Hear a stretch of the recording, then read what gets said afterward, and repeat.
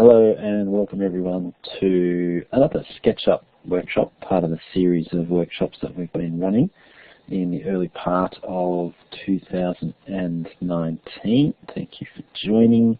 A little bit on the workshop format. We're going to have a quick look at the SketchUp interface and how to modify toolbars. I won't spend too long on that today.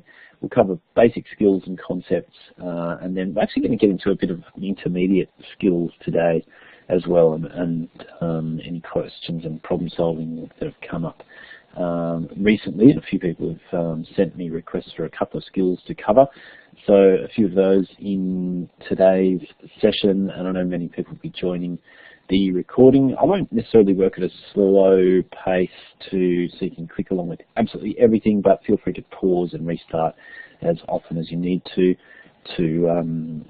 get the best out of the information, and also to create and draw and modify many of the things that I'll be doing on the screen as well. I always like to point people in the direction of the myriad of really good free learning resources via the SketchUp website. A lot of software providers these days have some pretty good training material. The SketchUp website is a very, very good source for that. Doing a quick search for it, or just looking up learn.sketchup.com. If you just go to sketchup.com, all the links are there to the various parts of the website. And also the blog part of their website is extremely useful, but they've got different series on skills, training, learning, etc. And the blog part of the website is where you can post questions and see other questions and answers from fellow SketchUp users around the world. Lots and lots of good problem solving there. That's where I go to solve problems when I get stuck on something or come up against a question or an issue that I haven't seen before in the software. Now, the SketchUp website is my first point of call for resources, but lynda.com, and also the SketchUp YouTube channel as well. There's a couple of other SketchUp channels out there on YouTube, but they're the one that's made by SketchUp themselves, and their training series, especially if you look up SketchUp training series on YouTube, tool by tool, they'll take you through basic functionality, and that's indeed how I learned everything I know about SketchUp, is through their channel and their website. So utilize those in your own time for practice and self-directed learning. We always recommend that people use the 3-button mouse while using various CAD software, AutoCAD, SketchUp, etc., because the left button, the right button, and the scroll wheel in the middle, the wheel is better than the just a touch-sensitive trackpad. That also works okay on a mouse, but don't recommend using a laptop trackpad for SketchUp or other 3D software, just because there's so much good, useful, quick functionality built into the wheel itself. So if we scroll on the wheel, it'll zoom in and out. We click and hold the wheel down, so click and drag, we'll orbit. If you press the shift key while you're doing that, with the mouse wheel clicked down and move around, that will pan. Some of these tools are also on your large tool set. And double clicking the mouse wheel, if you get lost in 3D space, essentially does a zoom extent and will recenter the view of your screen. So use your mouse wheel well. And as I was taught many years ago when I was first using 3D software, if in doubt, right click. See what menu shortcuts come up and see if you can't solve a problem that way. On templates and things, often when you open up the SketchUp software, you'll be prompted to choose a template. Anything with millimeters is good, so the architectural design template with millimeters as the units is a good starting point. It'll have a grey background. We can change that using styles. We'll check that out as well today. But just make sure you don't choose feet and inches or meters or something like that for your units in your template. We will look at modifying units as well. So if you've chosen a template that's a different one, that's okay. We can always swap our units back. Everything's modifiable in SketchUp as it is in most programs. So let's have a look at how to modify the interface of toolbars quickly. I do touch on this at the start of most workshop sessions. I won't spend too long on it each week. There's very good resources on SketchUp Interface Basics on lynda.com that show you how to modify all of your screen components in SketchUp.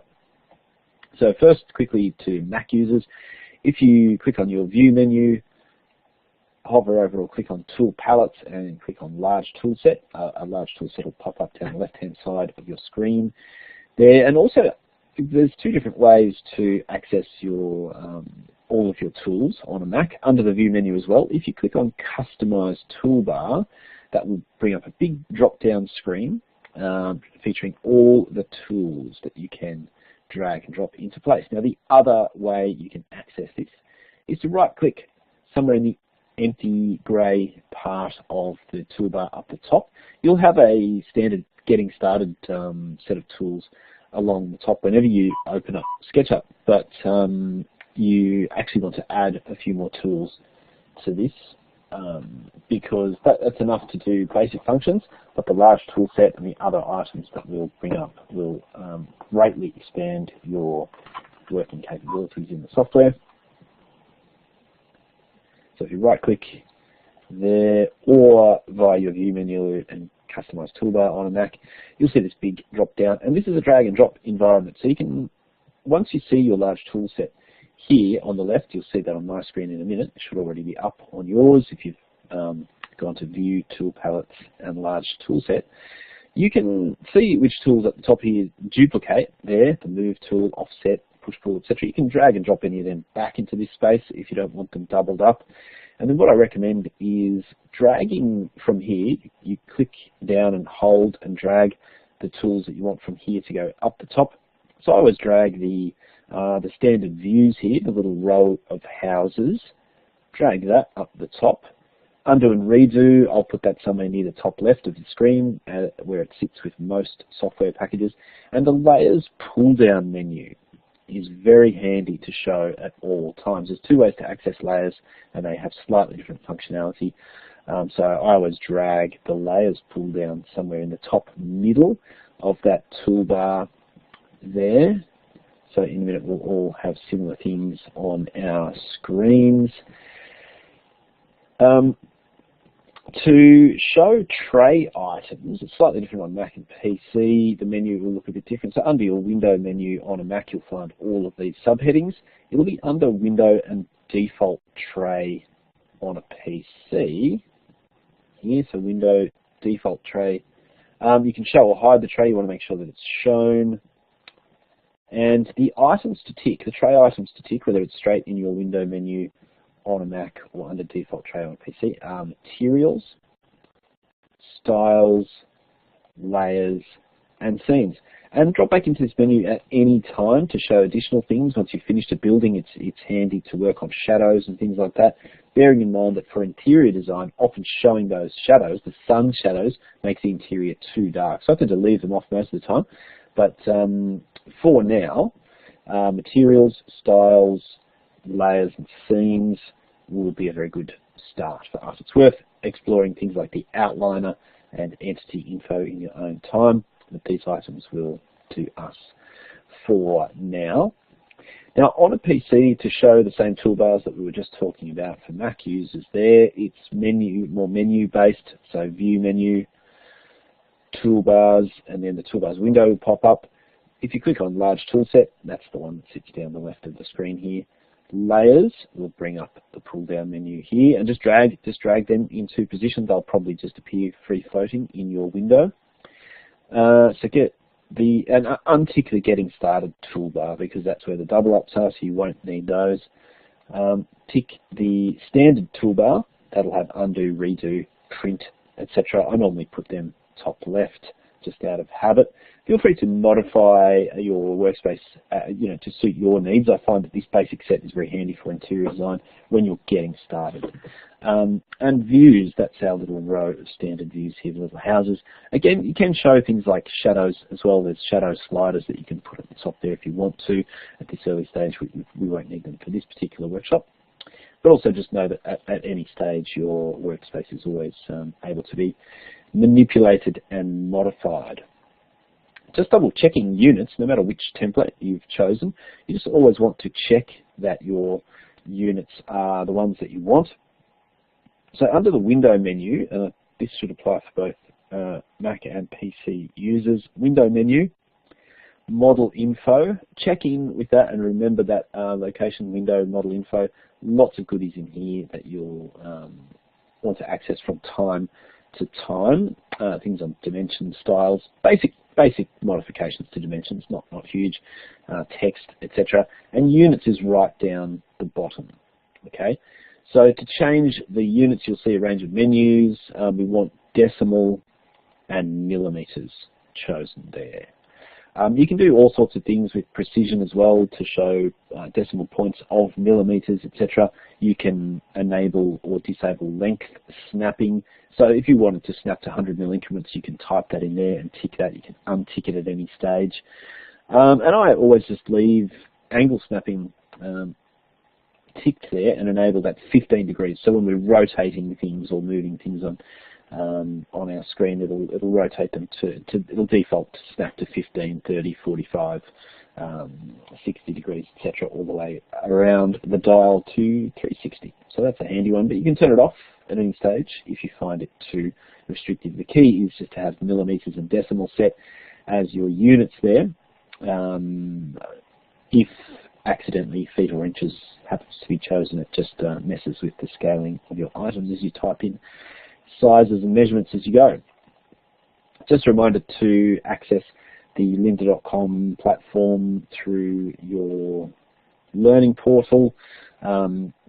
You'll see it on the Student Hub, lynda.com, and you should be able to just log in through the organisation there. And there's a range of really good SketchUp video series there. Getting started with SketchUp, or SketchUp Essentials Training 2017, 18, 19. They are very good. I firmly recommend those series. They really do step through the basic functionality in good detail, and you can skip forward to future chapters. You don't have to watch every single video. Each chapter is a couple of minutes long. You can scroll down the chapters lists and find the topic that you're looking for. Right, I will activate application sharing and we'll get into some of the points that we're going to cover in today's workshop.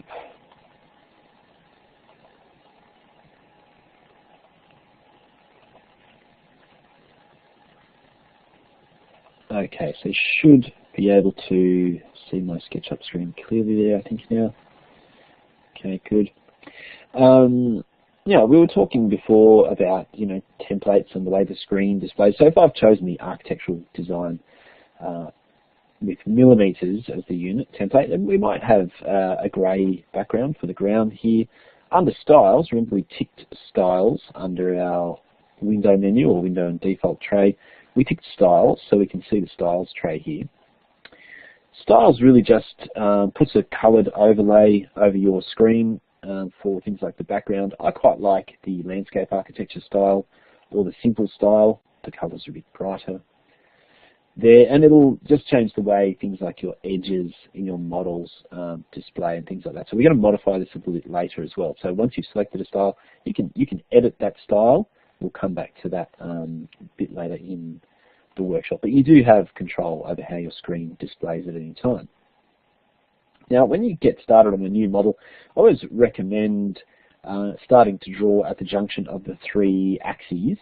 I think that's a handy place to start as a 0 point for any project.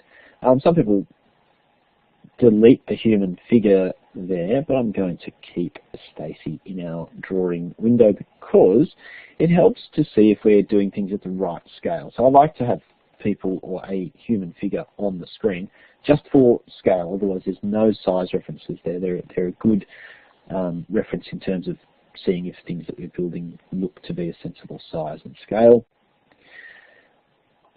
Basic geometry in SketchUp consists of lines which form edges. So if I start drawing with the pencil tool here, you'll get a bunch of guides that will let you know if you're drawing on parallel to the various axes. Once a couple of lines have been joined together, they form a face, and then that face can be manipulated into 3D geometry using things like the push-pull tool. And interestingly, in SketchUp, there's a range of different ways to modify the geometry that we create, and it's good to know that the geometry that we create is also what we call hollow geometry. So if I delete this edge here, several faces rely on that edge to make the object solid. It's no longer solid there. If you ever accidentally delete an edge, not the end of the world. You can do what we call healing and just draw that back in. So there's now enough edges to form those faces again. And interestingly enough, you can actually move edges in SketchUp. You can use the push-pull tool to manipulate faces. We also have what we call sticky geometry in SketchUp, which I'll demonstrate in a minute. But you can move edges. This gives you a fair bit of modeling flexibility. I'm not being accurate here yet, but if you move edges, you'll see a certain number of things happen. Now, you'll be limited in the number of ways you can move things. There'll be a restriction on the directions based on the geometry that you've built so far. Sticky geometry in SketchUp, and this is why we use things like groups and layers, which we'll get into in a minute. If we model several items here, they will actually stick together unless we group them. So if I've got a square or a cube here, and then I happen to make another shape,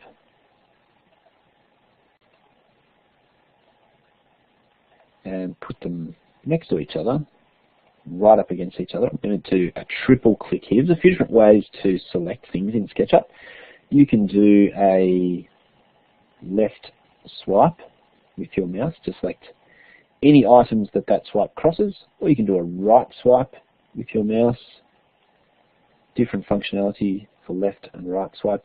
A right swipe will select only whole objects within that swipe. So if I expand that, just whole edges or faces that are covered by that swipe. But to select a whole object in one go, what you can do is you can triple click with your mouse, and that'll select all connected geometry. If I move that particular cube over to this one, what will happen next if I want to move that away again? That's now stuck to this other shape, and it can give you some interesting effects there. You can use that to your advantage, but that's the sticky geometry. That's why we group things together, and more in groups in just a minute. So different ways to delete things. You can use the eraser tool on your large tool set, swipe across various edges. That's going to take a while. So I'll go back to my selection tool. I'm going to do a left swipe and just make sure it crosses all those shapes there, but not Stacy. I'm going to keep Stacy around for a bit of company, a bit of scale there.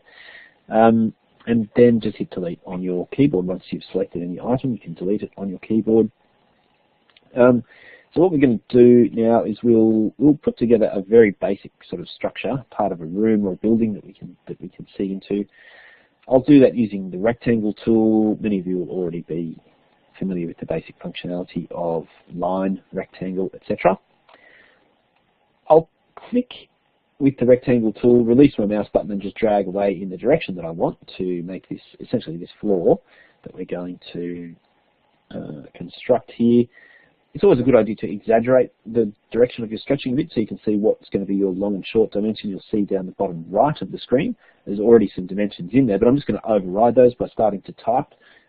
Whenever a command is running, any typing you do will just automatically end up in that bottom right corner. So I'm going to put in 8,000, remembering millimeters as the unit, so 8,000, 5,000, and then enter. It's 8 by 5 meters, but we work in millimeters, so the numbers are large when we type them in. Then, using our push-pull tool, I am going to give that some thickness. I'll just give it a nominal thickness of 300 mil for now. Always remember to save your work at regular intervals as well after you've built or modified each item. Good habit to get into, to save after each function or each command. Now, the SketchUp autosave function will normally save about every 5 minutes as well, but you've got to find out where your files are being saved, etc. So just get into a good habit of saving after each significant function that you do. Now we've created a floor there to avoid other pieces of geometry sticking to that, and so we have control over our model. I'm going to triple click, select all those connected faces and edges. I'm going to right click. Remember, when in doubt, right click. See what comes up on the menu, shortcut menu there. Make group is the one that I want. Now that floor is a single object that I can select with a single click. click. Now we can, of course, modify that group at any time just by double clicking on it. If I double click on it, everything else gets faded out slightly in the background and the group becomes active, and I can change that in any way that I want as per normal. So groups are good to keep things together, keep them organized, but they're still modifiable just by double clicking on them. We want to always model accurately in SketchUp, so I think it's a good habit when you're new to the software to pin a few dimensions on early in a process. So dimension tool, you just click on the tool, it'll prompt you, reading the bottom left of the screen. The prompts there will tell you what it wants next. So I've chosen the first point, it's saying select the second point, and then place the dimension. So again, rubber band effect, I could place it upwards, downwards, etc. Sometimes it's hard to control the direction of when you're placing your dimensions. We can turn that trailing MM off as well there anytime we want to. Again, with window and model info, because remember when we're doing our technical drawings normally, we don't write MM 1,000 times on drawing, so window and model info, I can get rid of the display model, display units format there. If I don't want to see them on my dimensions, that's fine. So again, with the dimension tool, I'm just going to click the first end point, the second end point, and then place the dimension. You're getting those tool prompts down in the bottom left of the screen all the time. It's prompting you for the next click once you've selected a tool or initiated a function. Accuracy is important, obviously, when modeling building information. So the tape measure tool is a very good tool to control your setting out. I use it a lot, especially at the start of projects when I'm setting out floors, walls, etc. So I'm just going to set out some walls here. I'll just build 2. I won't build all 4 walls. We want to be able to see into our space for now, just for expediency. So I will click with the tape measure tool. Don't click on the midpoint or the end point of a line, just on part of the edge, and move the tape measure in the direction that you want, and then just type the distance that you want. I'm just going to put in 200. And do that on the other side as well, 200. So that's given me some good setting outlines for any walls that I might want to build. A couple of different ways to build walls. I could trace over all those junction points with the line tool in a big L shape and then push-pull upwards. Or I can use the rectangle tool as well and do a couple of quick rectangles here. There's always multiple ways to do things in all 3D software. That's that point.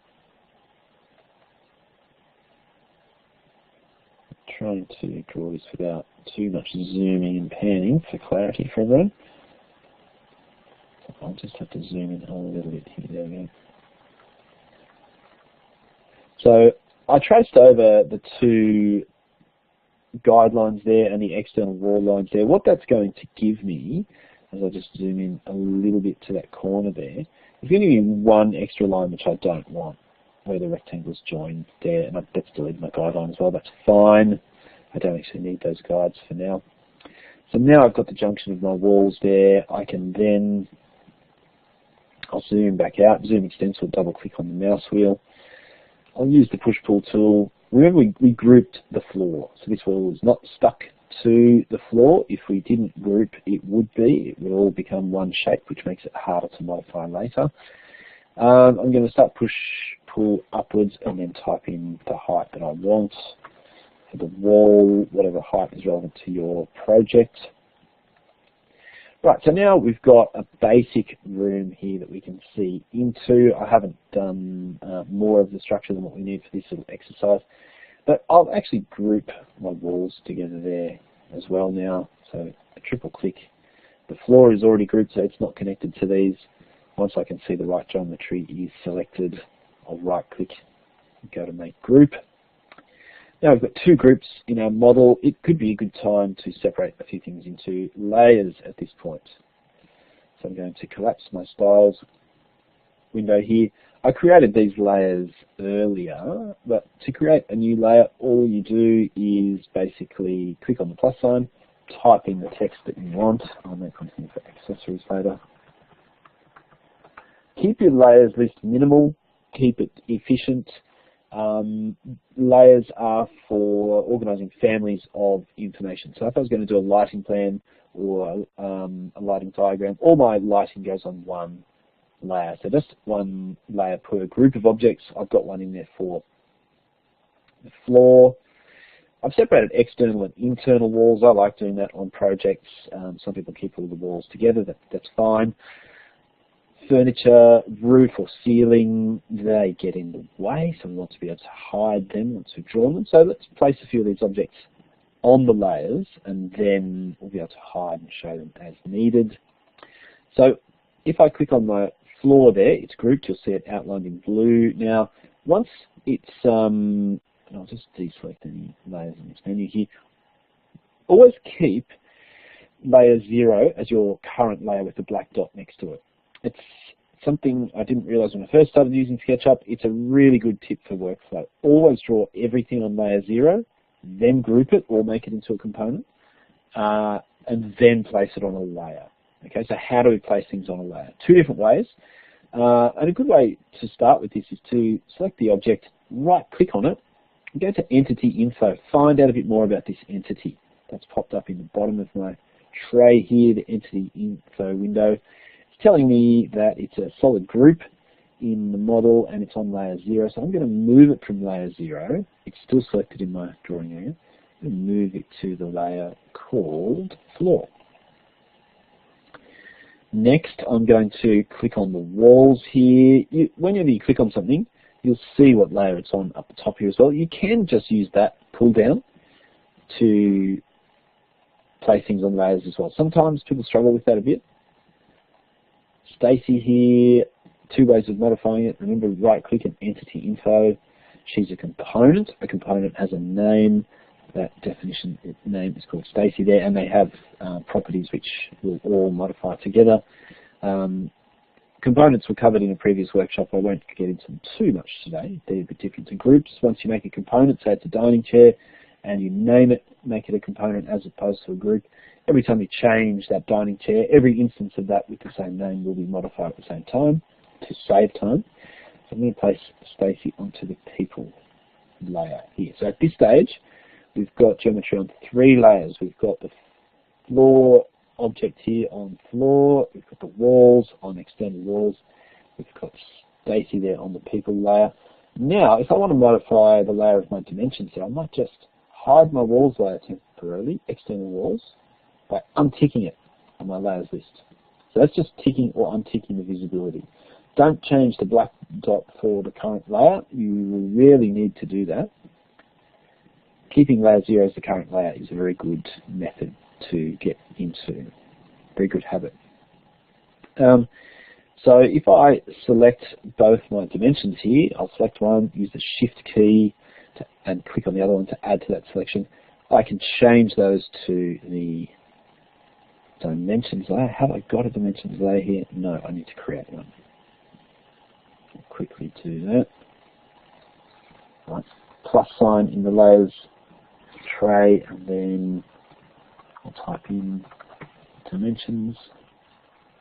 Now I can place them on that dimensions layer, either in Entity Info or using the top pull-down menu there. Okay, so everything in this drawing is now organised onto layers. Everything is done so far. As long as you group things as you go, you can always place them on a layer later. It's good to do it fairly early on so you don't forget. I can now hide and show the dimensions layer anytime I want. If I want to hide people, the floor, the walls, etc., we can do all of that as well. So really, layers, the reason why layers is the terminology in all CAD and graphic design software is because it literally refers to layers of tracing paper on a drawing board. So it's just placing them on a clear piece of paper, essentially, that you can turn on or off at any time for your convenience.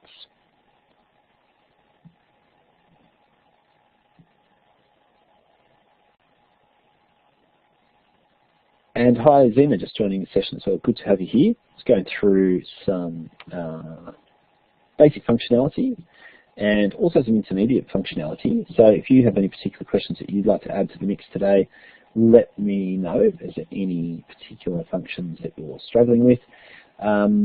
the workshop's been going for a while, so I won't recap on most of what we've done so far, but glad you could join. And I'll keep demonstrating the functionality that we've been talking about. We've got a layers list here, and I'm showing or hiding those layers as we go. I did mention components earlier. I won't go into components in too much detail today. What we'll do is we want to, it's this time of the term where a lot of people are working on making their model look a certain way for a final project or for a presentation of some kind. The other thing I'll do here is, we talked about double clicking on groups before to modify them. So I'm going to double click, the walls have been grouped, I'm going to double click on the walls, and we'll create some windows here, at least one. So what I'll do with the tape measure tool, I'll offset some lines here.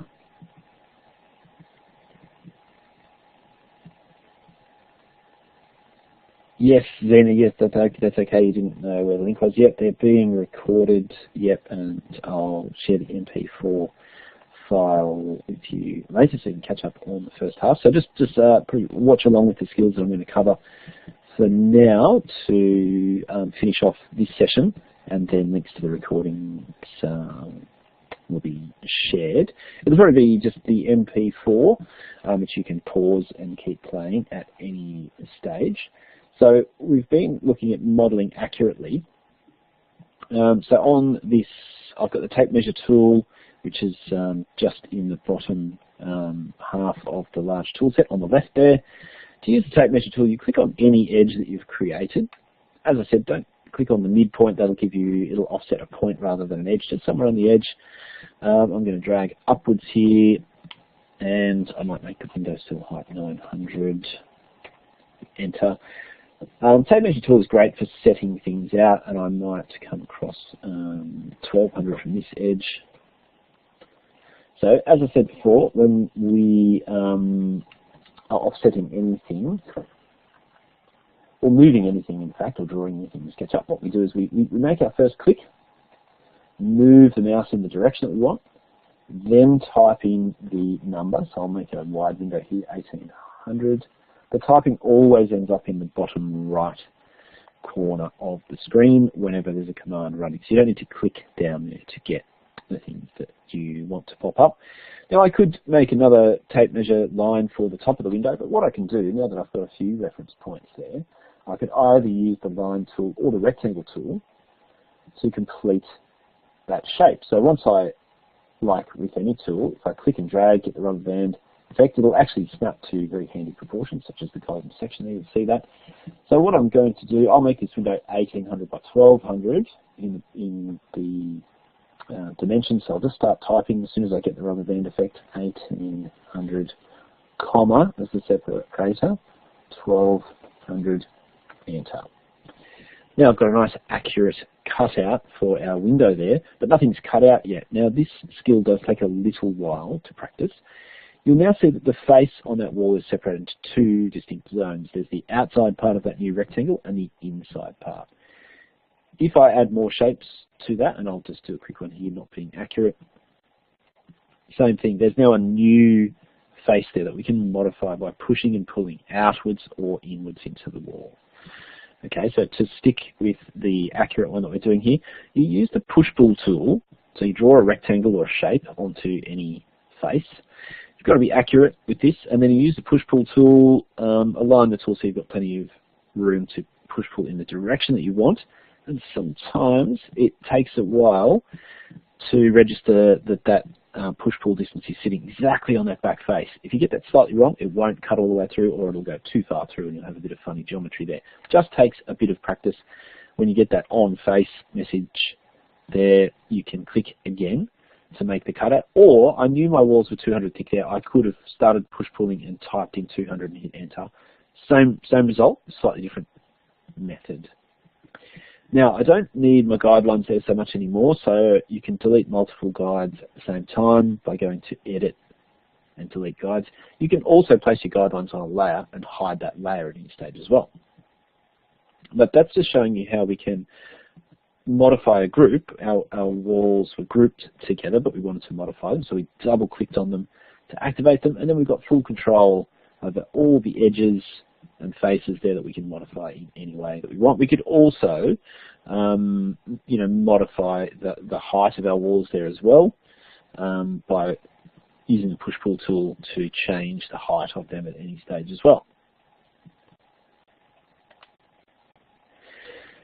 Right, materials is something I wanted to touch on for this workshop as well, and I know a few people are going to be watching the recording of this, so just make sure that you've got it in your tray via the window menu on a Mac or window default tray on a PC. Just make sure that materials are ticked. If they're not as well, the thing that you can do is just click on the paint bucket tool right up near the top left of the large tool set. So click on the paint bucket and you can add materials and textures to any face that you like. Now if I apply that to a whole group, what that's going to do, if I choose a material here first, it'll just add the material to every single face there. Now we don't always want that effect. We don't have much control over modifying that material later. So normally what I would do is double click on a group, start with our walls. Now we don't often have brick walls internally, but sometimes we do, so let's just place some bricks on here. Now I can also wrap that around the end there for realism. I won't do too much zooming and panning because I know in the recordings and sometimes live that's a bit jerky. So I'll just make that end wall brick. Now we can modify our textures as well, the size and the shape and things like that, which I'll show in a minute.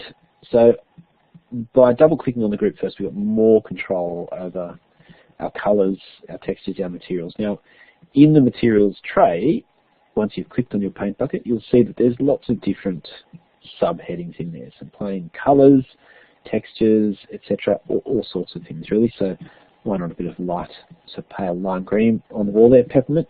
No, it's too much, isn't it? Might get a bit seasick. So I'll just put another pale colour on there just for the purpose of showing that you can place materials onto your faces there. Now flooring is another interesting one. There's not a lot of good timber textures for flooring built into SketchUp. There's a few, so let's place one on here and then set about modifying it. If we had a timber on the floor and we wanted to really control the board width, I might set out some guidelines basically first. So I'll set out a 200mm guideline there using the tape measure tool. Then what I'm going to do is double click on the floor, click on the paint bucket tool, and now under wood in the SketchUp menu, prepare to be disappointed, there's not much in there. You need to import your own materials, which we'll go through in another lesson. But under a couple of the other headings here, there's a couple of textures which are okay in terms of wood as well. They're not too bad. This is siding and cladding. Siding is a very American term. So let's just get something going on here for some timber. Now you can see there that the timber is running the wrong direction. It's what we want. That's fine. Let's look at how we modify that. I'll just pan across a little bit here for access to this corner. So once we've put a material on a face, we need to double click on the group, click on the face, make sure that face is active, and then right click, choose texture and position, and we can modify that texture. Okay, the green grip is very handy, it's pretty flexible, so what I can do is I can modify that here. Oops, sorry for all the movement there. So I've rotated that texture, and what I might actually do as well is just drag it more into a position like that. Now, if I'm going to zoom in here. If I want to make my boards more like the width of the guideline, my guideline's a bit lost there at the moment, but what I can do is I can expand the scale of my boards and move them to match whatever size and scale I want. I'm just going to do a zoom extends here to zoom back out. So I can actually match that board width. I haven't got it quite right there on my guideline, but that shows that you can be very accurate with your materials. You can modify them as much as you like. Now, on the edge of that floor, I might do something different. It depends whether we're actually going to see that in a different view or not. Now, I haven't really created an award-winning color scheme here, let's say that for now, but this shows you the types of things that you can do with your paint bucket tool. There's also a range of good transparent shapes. Let's just put a bit of a less offensive wall color on the internal wall there. One more thing I wanted to go through quickly today was the concept of modifying styles in SketchUp. You can modify the edge styles. I'll group this object just to make it easier so that it doesn't stick to things. We'll see here that with the current style that we chose, which under our styles tray, I think was the landscape architecture style. If I want that to display differently, it doesn't look too bad, but we've got things like these pretty thick black edges on our object. So let's have a look at how we change that. So when we've got the style that we're using selected, we can click on the Edit tab, and I think you can double click on them as well to modify them. You can change your edge settings, your face settings, background settings. For instance, if we changed the background color there, we've got the sky and the ground. We can modify those colors, okay? Just by using sliders and things like that, we could change it to something much brighter. It's a bit offensive, isn't it? So we probably want to, I might just step that back. Oh no, that's stepping back my physical functions. I'll just choose color closer back to what it was before. There we go. It's a little bit darker, but that's not too bad. Okay, so we can modify everything in styles. If I select edges there, I think you get the best results from modifying edges. The color of the edges at the moment is all the same. You can choose by material for that, and that can have a good effect. Although on my sides there, where I've just got basic objects that are still white or grey, that hasn't changed anything there. When you apply materials to all faces, that one can be handy.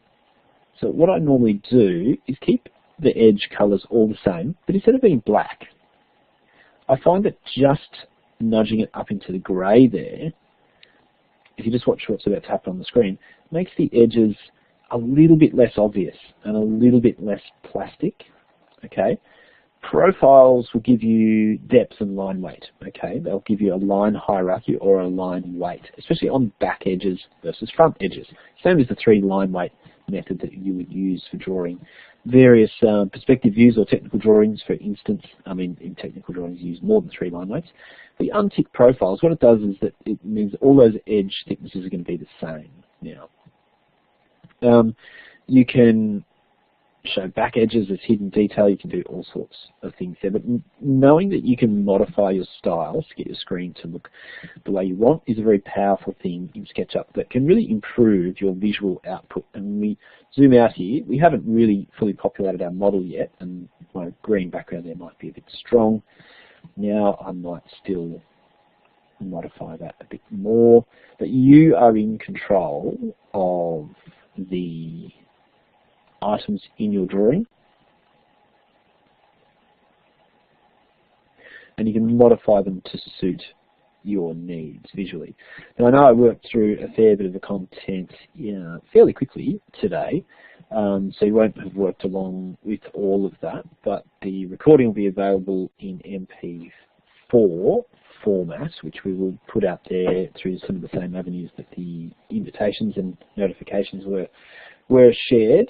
And you can pause with the recording and watch along and check back in with the skills that have been covered today, and indeed in the previous workshop where that link or the MP4 file will also be shared. So look, that's all the content I wanted to go through for the workshop today. It was modelling accurately using layers, modifying styles. We always start with modifying toolbars and our interface and looking at things like basic geometry, but the importance of groups and layers to organize your file, and then dressing your model with good materials, modifying the size and scale of materials and the orientation that gives you visual control over your files as you work on them. As I was saying, always save your work after every function or two. Sometimes when I'm demonstrating here, I forget to do that. But it's good practice after every one or two commands to just keep saving your work there to make sure that you don't lose the good work that you've done. What we'll do, I'll actually close up sharing there, and we'll wrap up this session. But we will be continuing the workshop series, so keep an eye out for the links and invitations, and bring your questions each week to the sessions, and I'll try and tailor the content to meet those. Thanks for your attention, as always. I'll stop the recording now.